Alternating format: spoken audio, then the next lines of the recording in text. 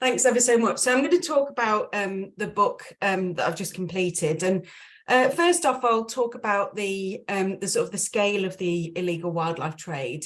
And although I'm going to cast it in terms of the amount of that, the economic value, I think it's really important to sort of reiterate that these measures are often used to sort of describe the scale of the illegal wildlife trade, but there are many more values that wildlife has, as you'll know from all of the talks that have been part of this series.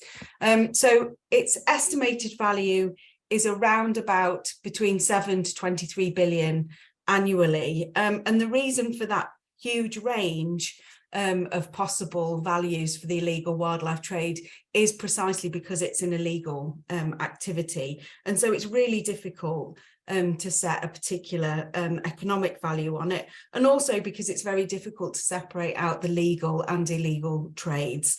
Particularly in certain species, the trades between legal and illegal trades, between legal and illegally traded animals, can often be deeply intertwined. And actually in our current project, the Beastly Business Project, the European eel trade is a perfect example of that, where it's actually really difficult to determine what's been trafficked and what's been traded legally.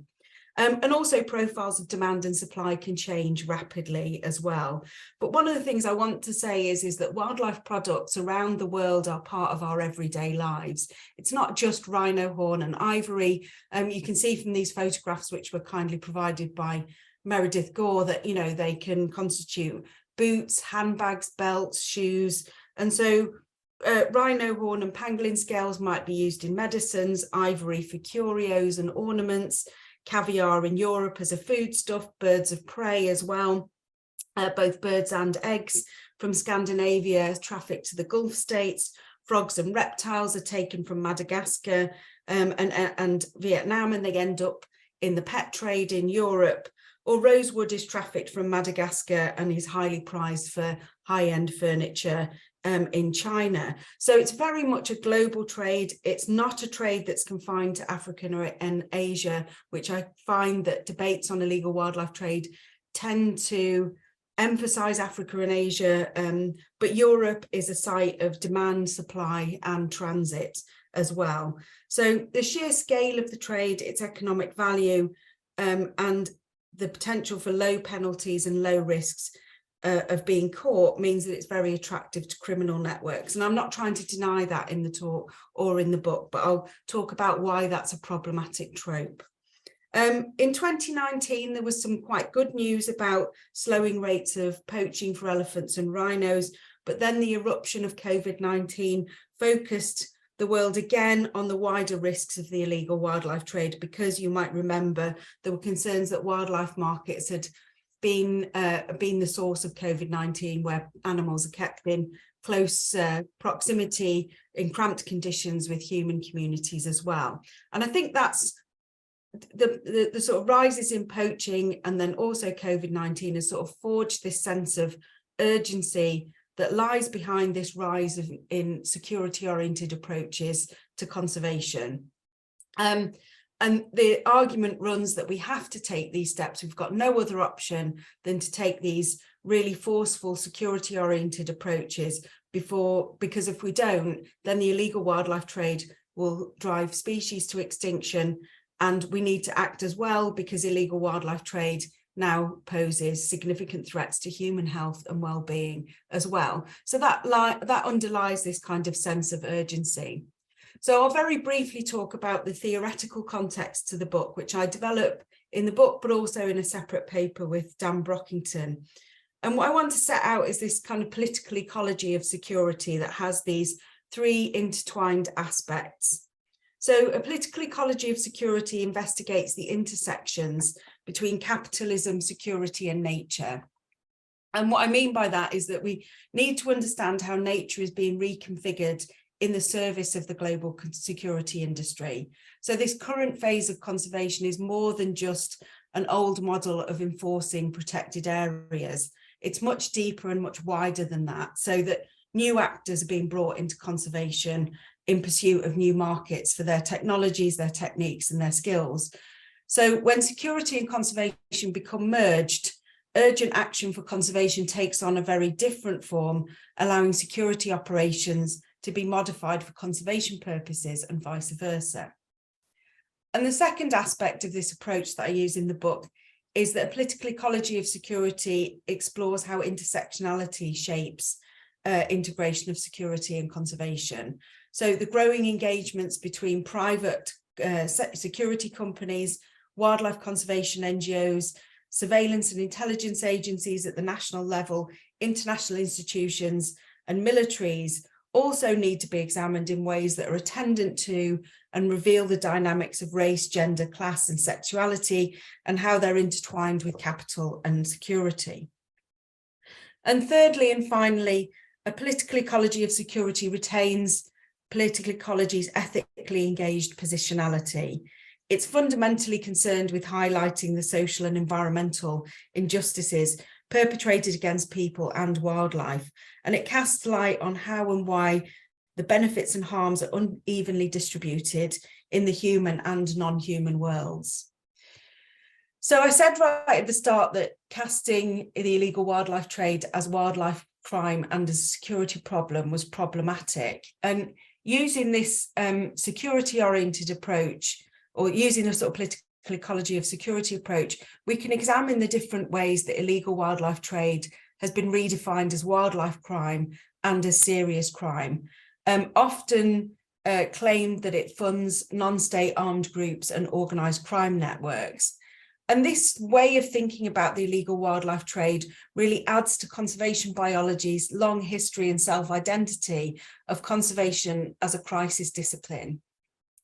Conservation itself is constituted by this sense of urgency around a core set of objectives to sustain species and ecosystems. And these dilemmas do mirror some of the challenges that we find in security thinking, especially the need to act in uncertain situations without complete information.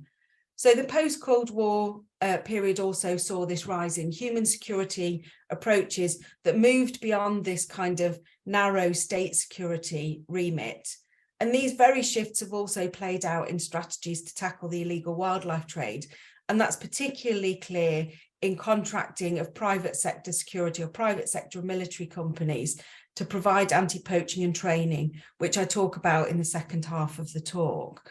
So until now, these ways of thinking about security have been confined to threats to the human world, but now they extend to the urgent need to save wildlife, to secure ecosystems and biodiversity, which at the same time it's claimed will lead to local and global stability. But in a paper that I've written with Francis Massey, we argue that what this leads to is an enforcement first approach. So rather than seeing enforcement as an option of last resort, conservation NGOs and environmental authorities in states jump first to enforcement as the most appropriate way of tackling the illegal wildlife trade. The argument that poaching and trafficking are matters of crime and security rather than of, say, inequality, development, livelihoods or consumer demand, then is often deployed to justify the use of emergency responses, including this enforcement first approach, which can include extra legal and very violent measures. So Meredith Gore talks about how this sort of convergence of threats to ecosystems, geopolitical stability, national security, and health and well-being has kind of allowed for a greater interest in tackling the illegal wildlife trade from some of the world's most powerful actors. Security and conservation traditionally have had different kinds of objectives or even divergent methods for achieving them. But now we see that the scope and scale of interventions that have normally been reserved for security issues, which are far-reaching, extensive and intensive, are now being deployed in conservation. And previously conservation as a sector wasn't able to kind of elicit or extract those kinds of resources or gain backing for these kinds of very forceful interventions. So a very wide range of organisations now draw the link between organised crime and wildlife trafficking. And these include the United Nations Office on Drugs and Crime, CITES, Interpol, the US government, but we also see in the conservation sector, WWF International, United for Wildlife, Conservation International, the Nature Conservancy, and many others, drawing this link between conservation, crime, and security. So the argument that the illegal wildlife trade generates funds for armed groups and terrorist networks is central to the debates in policy networks, especially in US government circles.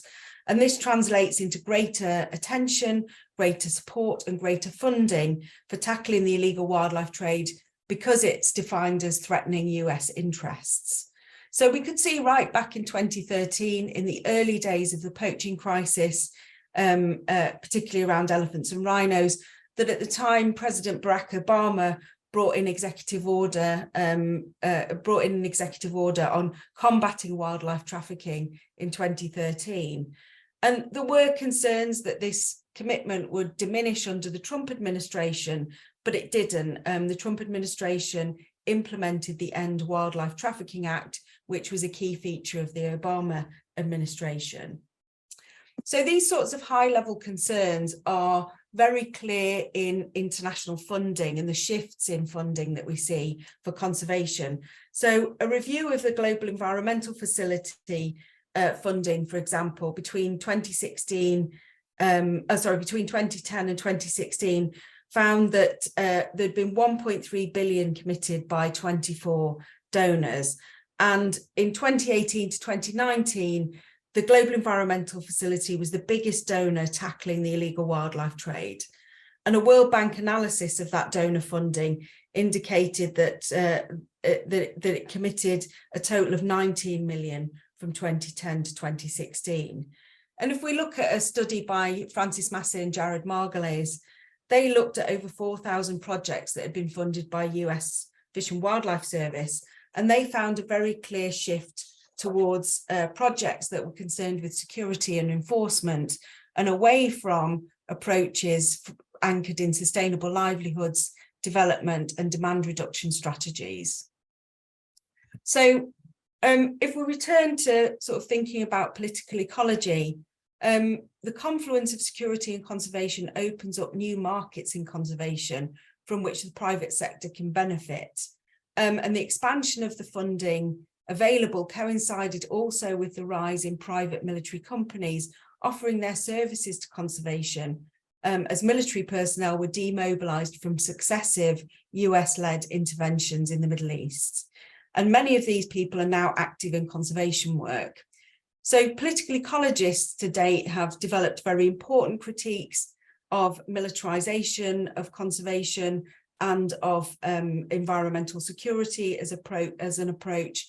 At its most basic, political ecology is this study of ecological distribution conflicts, which have now developed more nuanced positions from post-structuralist and feminist political ecologies, which I can talk about in the Q&A.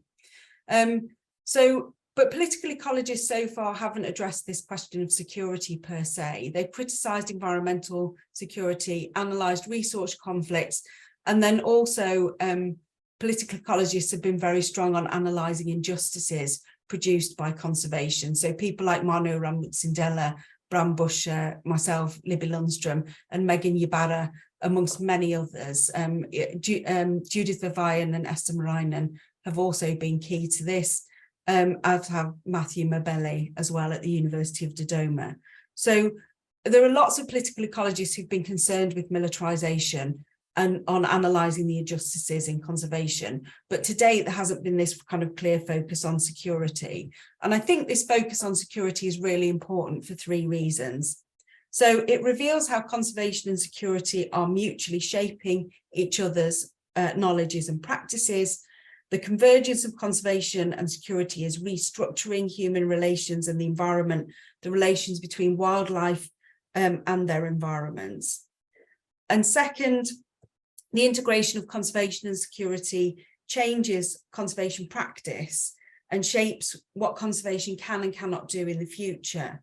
So The new security-oriented approach has opened up new partnerships with private military companies, with weapons manufacturers, intelligence services and tech companies. And these kinds of partnerships then can cut out and alienate other potential collaborators, including local communities, environmental activists or grassroots NGOs. And it can also mitigate against conservation solutions which are not anchored in security, but instead seek to address conservation issues as part of inequality, sustainable livelihoods and demand reduction. So, and the third reason that I think it was important as well to focus on security is that this security-oriented approach to the illegal wildlife trade ultimately, in my opinion, won't solve the problem of species losses. So a security-oriented approach can produce some small-scale positive outcomes in specific locations for specific wildlife populations in the short term. And these achievements are then often counted using very narrowly defined measures of success, arrests, seizures of illicit goods or reductions in rates of poaching. But for me, can they really be considered successes if they've also visited really serious social injustices on surrounding communities? So ultimately, I think any claims to success of the security-oriented approaches, which are now, let's face it, they're now about 13, 14 years in. This is not a brand new phase anymore. Any claims to success must encompass these ripple effects of the strategies that we feel in the local and the international arenas. So what I'm going to do is use an example from chapter 7 in the book that's about the private military companies that have moved into conservation. And so I interviewed some people from these companies about how they approached their work and why they got involved. So the expansion of the private military sector, I think, is really interesting, and it's accelerated as a result of a convergence of different factors. The availability of demobilized military personnel from interventions in the Middle East, and there are several examples of these companies operating in conservation that are staffed by war veterans from interventions in Afghanistan and in Iraq, who are now offering their skills to conservation. These include companies like Veterans Empowered to Protect African Wildlife, or VETPOR for short, Maisha Consulting, International Anti-Poaching Foundation and Chingeta Wildlife, amongst many, many others.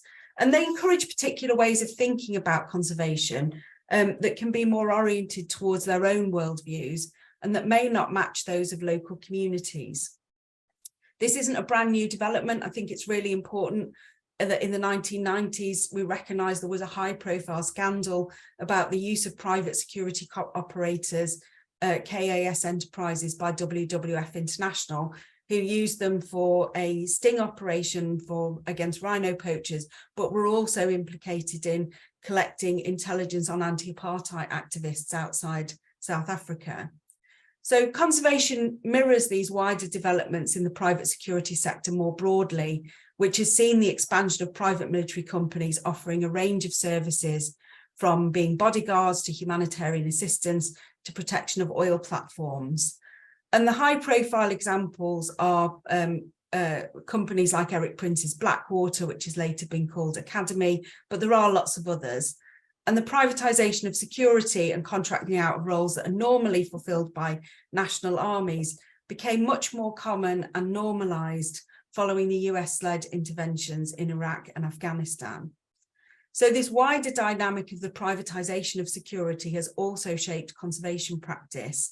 And these new companies are now searching for new markets for their skills. And this search was then met with the apparent need for security services in conservation. As conservationists, we're expressing urgent concerns that wildlife crime, poaching and insecurity constituted a key and rising threat to some of the world's most iconic species. But I wanted to know what motivated people to move into conservation following a military career.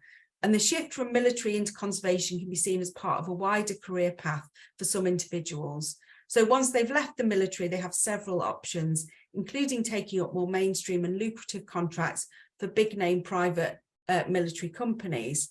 And in fact, one private contractor engaged in training US military veterans in conservation pointed out that they do have commitments to wildlife and that they could easily earn far more in the private sector. So they said to me, on average, our veterans, our guys and girls that go out on the ground and do this work, they can go and be working for Blackwater or Triple Canopy. They could go and be working for them in Afghanistan and making $500 or $600 a day, not counting the per diems. A lot of our guys and girls on the ground, they volunteer their time. They're not even getting paid. So for me, my initial assumption was that these operatives were doing this to be in order to make money, that there was a financial incentive, but actually it was a little bit more complicated than that. And conservation can be one career avenue. But it's important to note as well that for many of the ex-military that join conservation, it is because of this genuine commitment for wildlife. At some level, they believe that their skills, including their can-do attitude, as they put it, can be of use. So one war veteran who now works in conservation explained to me that he had watched a documentary on CNN which now showed this sort of infamous footage of an elephant with its trunk severed and a rhino in South Africa, which was still alive and bleeding profusely following the removal of its horn by poachers. Don't worry, I'm not showing that image. I think there are real issues around showing the sort of the more gory images from the illegal wildlife trade, so there are none of those. So what he did was he described to me how that had made him feel and motivated him. And he described how all of my emotions from war that I had stuck into a jar and screwed on as tight as I could, super glued it shut, that rhino, that elephant, that whole documentary, unscrewed that jar, and I cried for like a week. But he did recognize that feeling such an intense response and need to do something to save these animals was not necessarily the best motivation and had actually led to some mistakes and challenges for his organization when he first set it up.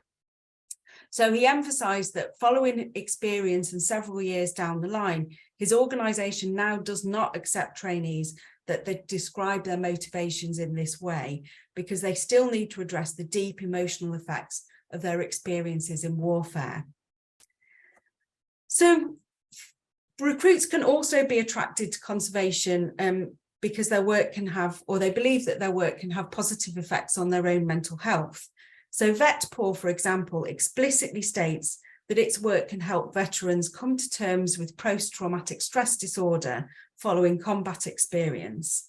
And the director of one of these private military organizations, a US veteran who had served in Iraq, was proud that their conservation work could have beneficial mental effects for their staff.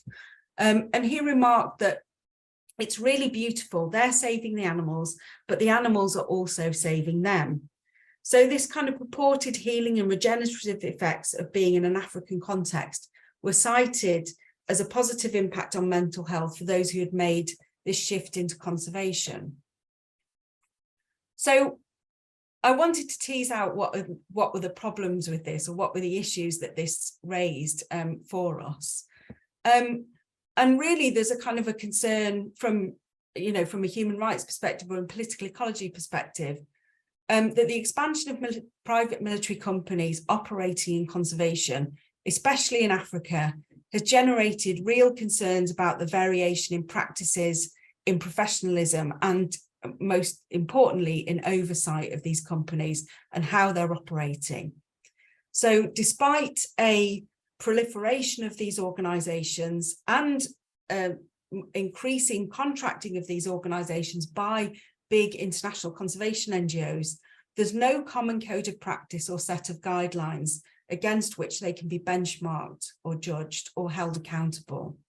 So much could be learned, I think, from the humanitarian sector, especially since humanitarian organizations often have to work with military actors in areas of armed conflict, and they operate under intense pressure and face threats from armed groups.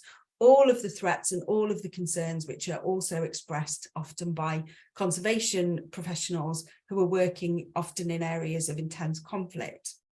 But in the humanitarian sector, there are sets of guidelines. So the International Committee of the Red Cross, for example, has drawn up guidelines for those engaged in security and protection work for humanitarian and human rights actors working in areas of armed conflicts. but these kinds of guidelines haven't been developed for conservation yet. So the variability in the quality of the groups operating in conservation means that some of the organisations have sought to distance themselves from other companies and individuals in order to protect their reputations. So one representative of a conservation organisation which trains and deploys veterans expressed their concerns that there were now so many of these kinds of private military companies being established by US war veterans, with little regulation and little oversight from either the US government or from governments in the countries that they operate in. And this kind of variability of the quality of their work and the types of practices, they said, we're giving all such organisations a bad name. And in this particular organisation that expressed concerns about the variability of practices, their recruits are carefully vetted and undergo a rigorous training exercise and a mental and physical training programme, so that only a small proportion of applicants are ever approved to work on the ground. But that's certainly not the case in very many of these companies who can draw veterans from all sorts of backgrounds with very little training. So the NGOs that have been campaigning on, the NGOs that have been campaigning on Indigenous rights and on human rights in particular have raised important criticisms of the kind of dynamics of militarization that the switch towards a security-oriented approach has driven and sustained. So since 2015, for example, Survival International and Mordecai Ogada, who was the first speaker in this series, has been a really leading voice on this as well. They've run a campaign called Stop the Con since 2015 to highlight the abuses by conservation authorities in India, Cameroon and the Central African Republic. And as well, Rainforest Foundation UK have produced several reports on the abuses of forest peoples in Congo Basin at the hands of government agencies and conservation NGOs, and these private sector security companies have been involved in perpetrating some of these abuses on the ground.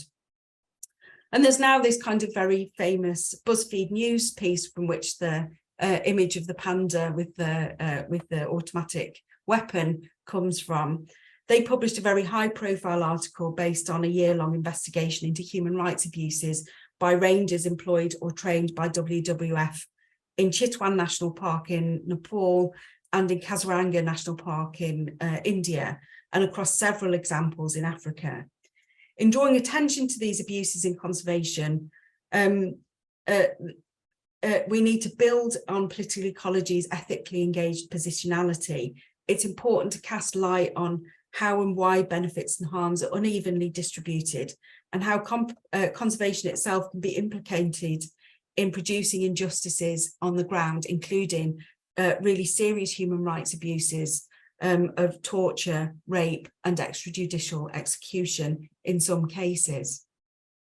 So to conclude, the rising rates of poaching in some of the world's most iconic species since 2008 catapulted tackling the illegal wildlife trade to the forefront of global debates about biodiversity conservation and the effects of global environmental change.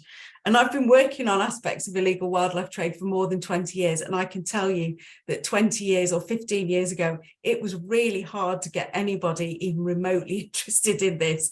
It was just not this, it just didn't have the same level of attention that it does now. There were genuine concerns that poaching and trafficking could drive some species to extinction, has combined powerfully with the fears of governments, donors and international organisations about possible threats to global stability. And in the arena of tackling the illegal wildlife trade, these threats are clearly presented as armed groups or organised crime networks using the wildlife trade as a funding mechanism. So using this political ecology of security lens allows us to tease out the intersections between capital, nature and security.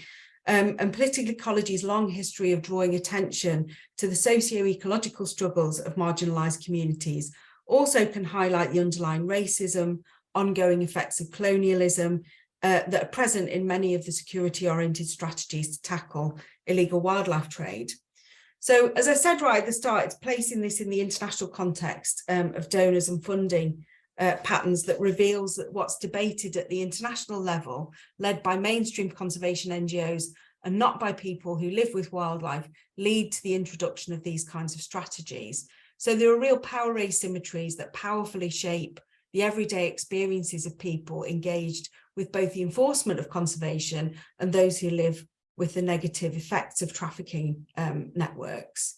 So I just want to finish with just kind of reiterating is that none of these strategies, I think, tackle the structural drivers of the illegal wildlife trade or biodiversity losses. And instead, it allows for a small number of animals to be conserved here and there, but it does nothing to stem the ongoing losses that are produced by those structural drivers. And I'll leave it there. Thanks very much.